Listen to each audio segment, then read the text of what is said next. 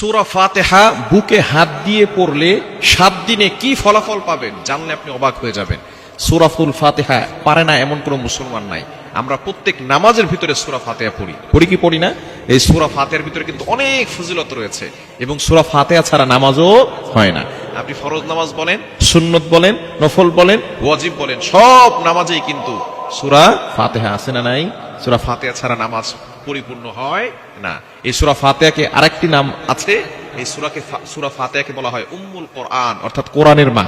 কোরআনুল কারীমের ভিতরে যত সারাংশ রয়েছে তার মূল সারাংশই হচ্ছে কথা আল্লাহ পাক রব্বুল আলামিন সূরা ফাতিহার ভিতরে ঢুকিয়ে দিয়েছেন। সূরা ফাতিহাকে আরেকটি নাম দেওয়া হচ্ছে শিফা মিন কুল্লি দা, সকল রোগের ঔষধ।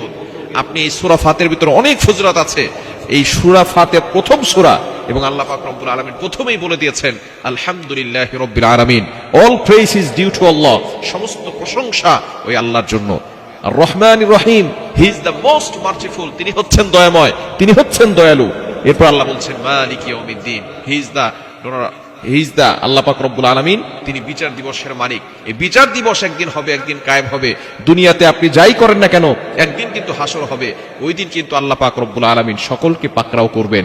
এজন্য সূরা ফাতিহার ভিতরে আল্লাহ তাআলা সব কিছু দিয়ে দিয়েছেন। সূরা ফাতিহা এমন একটি সূরা যে সূরার ভিতরে আল্লাহ তাআলা শিফা দিয়েছেন। আপনি এই আমলটা যদি করতে পারেন 7 দিনের ভিতরে ভালো একটি ফলাফল পাবেন। আমলটি হচ্ছে আপনি যখন রাতের বেলা ঘুমাবেন 3 বার দুরূদ শরীফ পড়বেন, এরপরে 3 বার ইস্তেগফার পড়বেন। দুরুদের ভিতরে সর্বশ্রেষ্ঠ দুরুদ হচ্ছে দুরুদ ইব্রাহিম, যেটা আমরা নামাজের ভিতরে পড়ি। আল্লাহুম্মা সাল্লি আলা মুহাম্মাদ ওয়া আলা আলি মুহাম্মাদ কামা সাল্লাইতা আলা ইব্রাহিম ওয়া আলা আলি ইব্রাহিম ইন্নাকা হামিদুম মাজিদ। আল্লাহুম্মা বারিক আলা মুহাম্মাদ ওয়া আলা আলি মুহাম্মাদ কামা বারাকতা আলা ইব্রাহিম ওয়া আলা আলি ইব্রাহিম ইন্নাকা হামিদুম মাজিদ।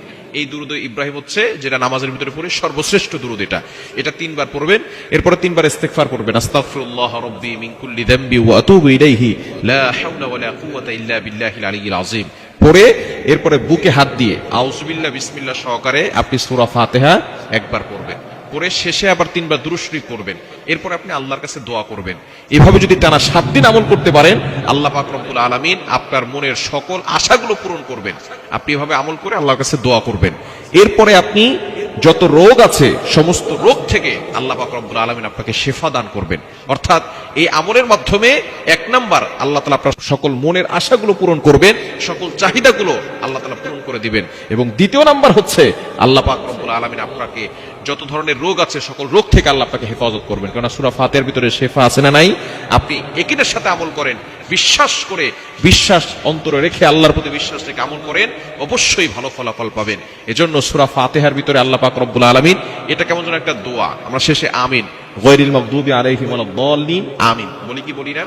সুতরাং এই সূরা ফাতিহাটাই হচ্ছে একটা দোয়া। এখানে আল্লাহর প্রশংসা আছে এবং নিজের জন্য আপনি দোয়া করতেছেন, এমন একটি দোয়া আল্লাহ পাক রব্বুল আলামিন আমাদেরকে কোরআনুল কারীমের প্রথমেই শিক্ষা দিয়েছেন। সুতরাং এই সূরা ফাতিহার আমলটা রাতের বেলা ঘুমানোর আগে 7 দিন করেন, দেখবেন ভালো একটা ফলাফল আসবে। আল্লাহ তাআলা আমাদের সকলকে এই সূরা ফাতিহার আমল করার তৌফিক দান করেন।